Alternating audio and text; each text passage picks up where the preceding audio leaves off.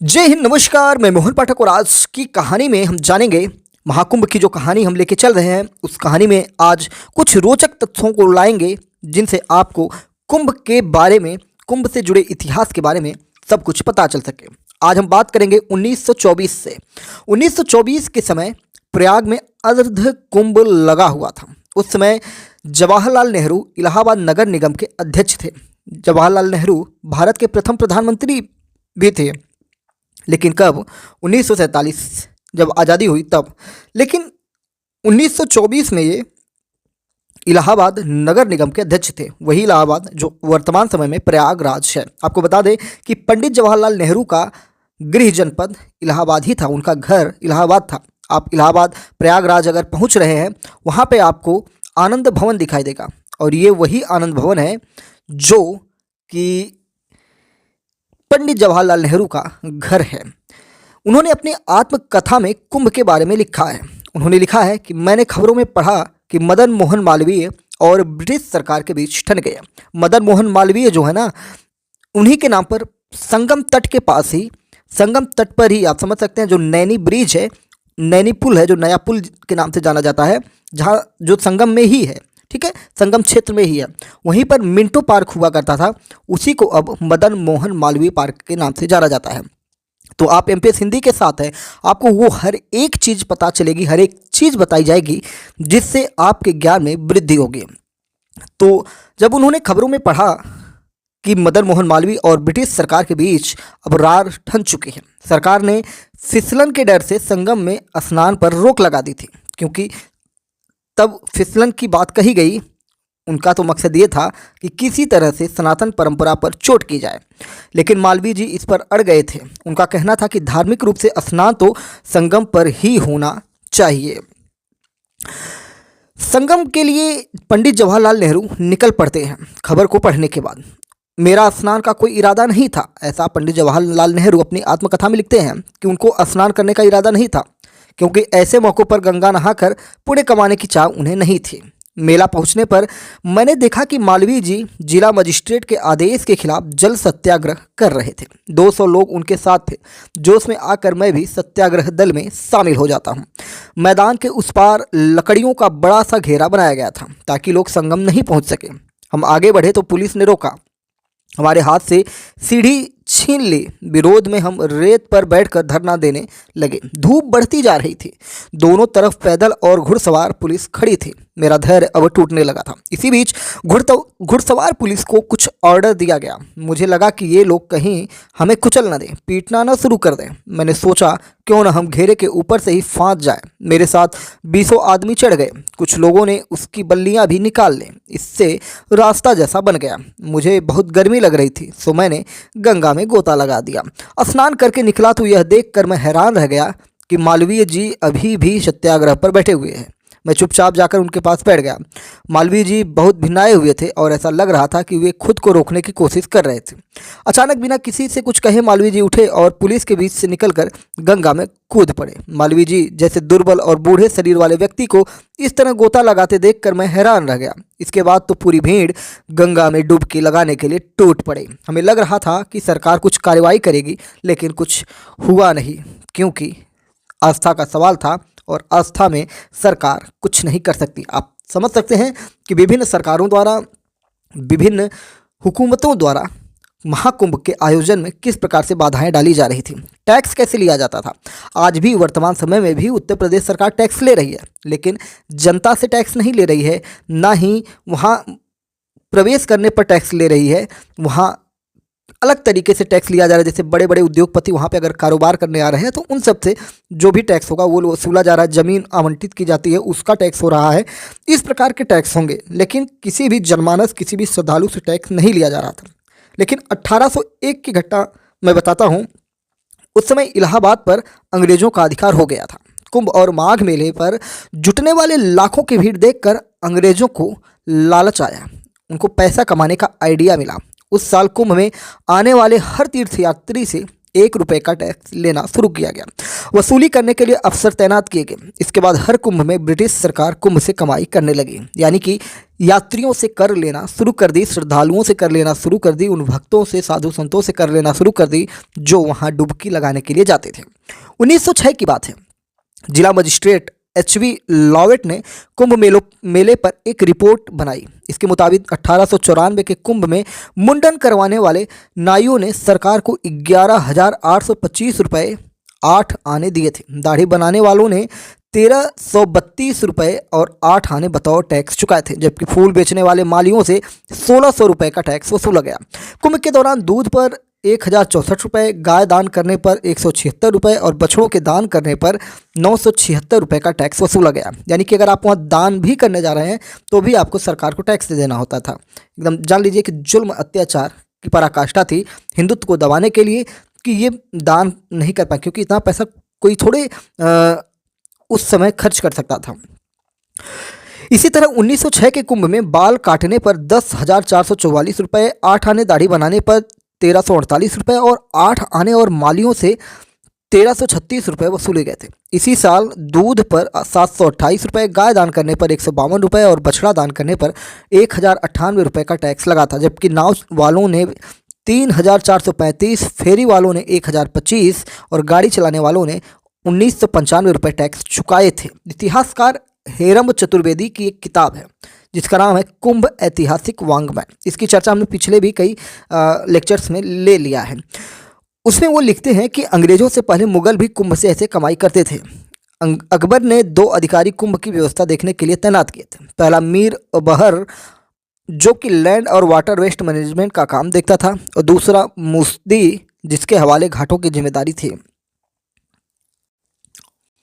इतिहासकार के द्वारा लिखा गया है कि कुंभ मेले से टैक्स इतना प्राप्त कर लेते थे अंग्रेज कि उससे इलाहाबाद पब्लिक लाइब्रेरी और हेल्थ डिस्पेंसरी का खर्चा निकल जाता था। 1827 से 1833 के बीच एक अंग्रेज कस्टम अधिकारी की पत्नी फेनी पाकर्स इलाहाबाद आई थी।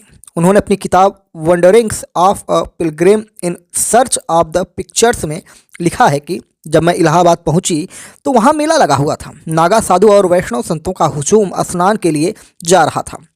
मैं कई विवाहित महिलाओं से मिली जिनकी संतान नहीं थी। उन लोगों ने प्रतिज्ञा की थी कि पहली संतान होगी तो वे गंगा को भेंट कर देगी। खैर, इसका कोई प्रमाण नहीं मिलता है, सिर्फ उनकी किताबों में और महिलाओं से बात किए गए चर्चाओं में शामिल किया गया है, उनकी किताब में लिखा गया। प्रयाग के क्षेत्रीय अभिलेखागार के दस्तावेजों के मुताबिक चांदी के कलश में गंगा जल लंदन भेजा जाता था।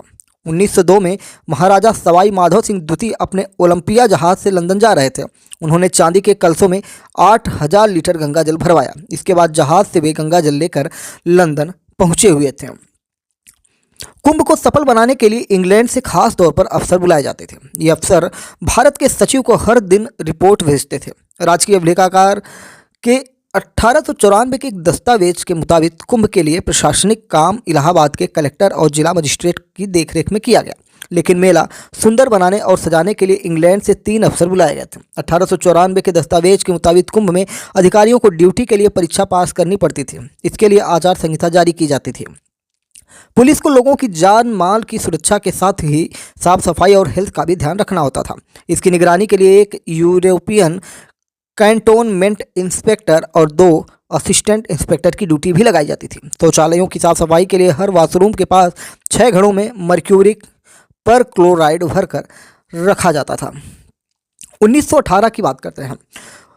1918 में कुंभ के दौरान अखाड़ों की मांग थी कि उनके शिविर के भीतर कुआं खोदने की अनुमति दी जाए। तब साधु संतों को पीने के पानी के लिए दिक्कतों का सामना करना पड़ता था। जब संतों को कुआं खोदने की अनुमति नहीं मिली तो हिंदू महासभा, बड़ा पंचायती और निर्मल अखाड़ों ने रातों रात अपने शिविर में ही कुआं खोद दिया। अंग्रेज अफसरों को इसके बारे में पता चला तो उन्होंने कुएं को बंद करा दिया। तब कुंभ के लिए मेला क्षेत्र में 185 टोटियाँ और 27 पानी की टंकियों की व्यवस्था की गई थी, जो लाखों लोगों के लिए बेहद कम थी। प्यास से लोग वहाँ पे परेशान थे। गंगा जल खैर उनको पीने के लिए था, लेकिन आपको पता है कि गंगा को तब भी प्रदूषित किया गया था। 1 फरवरी 1888 ब्रिस्तानी अखबार मक्सान और मसीही में एक खबर छपी। खबर में प्रयाग में चल रहे कुंभ को लेकर लिखा था कि संगम पर करीब 400 नागा साधुओं का जत्था स्नान करने पहुंचा। रास्ते में दोनों तरफ हजारों की संख्या में पुरुष महिलाएं इनके दर्शन के लिए खड़े थे। कुछ लोग इनका पूजन कर रहे थे। एक अंग्रेज अधिकारी जुलूस के आगे आगे चलकर इनका रूट क्लियर करवा रहा था। यह दुखद और शर्मनाक दृश्य था।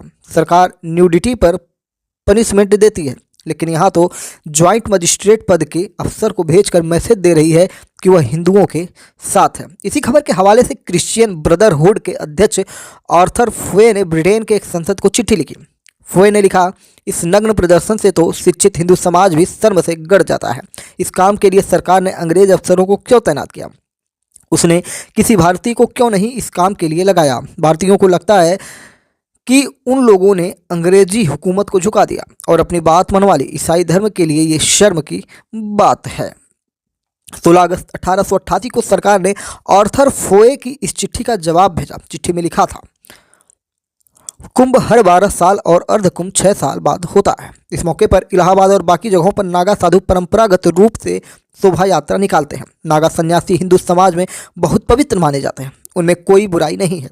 कई बार नागा साधुओं के बीच खूनी संघर्ष भी हो जाता है, इसलिए हमें अंग्रेज अधिकारी तैनात करना पड़ता है। हम इनके धार्मिक मामलों में दखल नहीं दे सकते। ये चिट्ठी राष्ट्रीय अभिलेखागार में प्रेसिडिंग ऑफ होम डिपार्टमेंट में आज भी मौजूद है। अंग्रेजों के दौर में ज़्यादातर लोग पैदल और बैलगाड़ी से संगम पहुंचते थे। तीर्थयात्रियों के लिए लुटेरों से निपटना मुश्किल काम था, क्योंकि उस समय लुटेरे, डाकू, ये सारे लोग एक्टिव थे। रात में तीर्थयात्रियों के साथ लूटपाट न हो, इसलिए रास्ते में विशेष सराय बनाए जाते थे। इन सरायों में सुरक्षा की खास व्यवस्था की जाती थी। इनकी तैयारी 1 साल पहले ही शुरू हो जाती थी। इन खतरों का अंदाजा अंग्रेज अफसरों के फरमान से लगाया जा सकता है। 1870 में अंग्रेज अफसरों ने फरमान जारी किया था, किसी भी अजनबी को अपने शिविर में रुकने न दें। कल्पवास करने वालों से हलफनामा लिया गया था। 94 प्रयागवाल यानी पंडों ने दस्तखत भी किए थे। 1880 में अंग्रेजों ने एक इश्तेहार जारी किया। इसमें लिखा था, मुसाफिर तय पड़ाव पर ही रात गुजारे। वहाँ उनकी देखरेख के लिए चौकीदार तैनात किए गए हैं। अगर कोई बाहर ठहरता है और कोई अनहोनी होती है तो उसके लिए खुद वो जिम्मेदार होगा। सरकार ऐसा करने के पीछे लूट मार से लोगों की रक्षा करना और बीमारियों को फैलने से रोकना था। हालांकि इतिहासकारों का कहना है कि अंग्रेज क्रांतिकारियों के डर से ऐसे फरमान जारी कर रहे थे। उन्हें आभास हो गया था कि कुंभ के अंदर क्रांतिकारी जुटान पर हैं और अगर वो जुट गए तो कहीं ना कहीं अंग्रेजी हुकूमत के लिए निराशाजनक होने वाला था। 1906 में कुंभ के दौरान मेला क्षेत्र में हैजा फैल गया था। इससे निपटने के लिए सरकार ने हैजा हॉस्पिटल बनवाया था। 281 कालरा पीड़ित मरीजों का इलाज किया गया, लेकिन इनमें से 207 लोग मर गए थे। 167 लोगों की मौत सांस लेने में दिक्कत और निमोनिया से हुई थी। 1918 के कुंभ में 4 अस्पताल बनाए गए। मुख्य अस्पताल में 100 बेड और बाकी 3 अस्पतालों में 25-25 बेड थे। मेला प्रबंधन के पास दवाइयों और मेडिकल इक्विपमेंट की व्यवस्था थी। महामारी प्रभावित क्षेत्रों में विशेष जांच की जा रही थी। तो ये रही आज की कहानी। अब कल वाली कहानी में कुछ और रोचक तथ्य लेके आएंगे, जिससे आपको ये पता चल सके कुंभ के इतिहास के बारे में। तो कैसी लगी आज की कहानी कमेंट बॉक्स में बताइएगा। क्या आपको कुछ सीखने और जानने को मिला कि नहीं मिला? कल की कहानी में हम ये जानने की कोशिश करेंगे कि लक्ष्मीबाई के लिए 745 नागाओं ने किस प्रकार अपने जान की कुर्बानी दे दी थी। अंग्रेजों ने पंडों को कैसे फांसी पर चढ़ाया। बगावत के डर से रेल बसें रोक दी गई और उसी समय शायद जापान में बम भी गिरा था। ये सारी कहानियाँ भी हम आपको बताने वाले हैं कल के किस्से में। तो चलिए फिर मिलते हैं। चैनल पर नए हैं तो MPS हिंदी को सब्सक्राइब करके daily current affairs, news analysis के लिए हमारे साथ जुड़ सकते हैं और अपने दोस्तों में, अपने परिवारजनों में और जिनको भी आप जानते हैं उनको ये बताइए कि MPS हिंदी पर महाकुंभ मेला चल रहा है, जहां पर आपको कुंभ से रिलेटेड वीडियो शॉर्ट्स दिए जा रहे हैं। रोजाना वीडियो शॉर्ट्स आपको मिल रहे हैं, साथ ही साथ कहानी तो आपको सुनने को मिल ही रही है।